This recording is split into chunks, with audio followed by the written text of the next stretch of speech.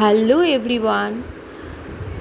তো এতদিন ধরে টানা গরমের পর ফাইনালি দেখো কালকে রাতে বৃষ্টি হয়েছে।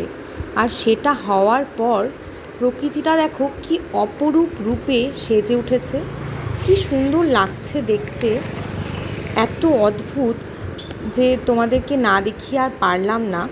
আসলে এই গরমের পর কালকে রাতে বৃষ্টি হওয়ার পর আজকে ওয়েদারটা এত সুন্দর ছিল যে আমরা এই কাছেই মোহিতনগরের এদিকটায় একটু বেড়াতে গেছিলাম।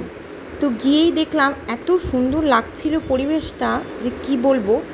আর দেখো বৃষ্টি হওয়ার পর চারিদিকে হালকা হালকা জল লেগে আছে, সেটা দেখতেও যেন ভালো লাগছিল। কদিন ধরে টানা গরমে এত বিচ্ছিরি একটা পরিবেশ হয়েছিল যে কি বলবো, একদম ভাল লাগছিল না।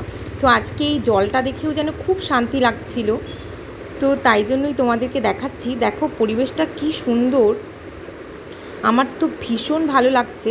তোমাদের ওখানে কীরকম বৃষ্টি হয়েছে তোমরা কিন্তু জানিও, আর তোমাদের ওখানে গরমটা কমেছে কি না সেটাও জানিও।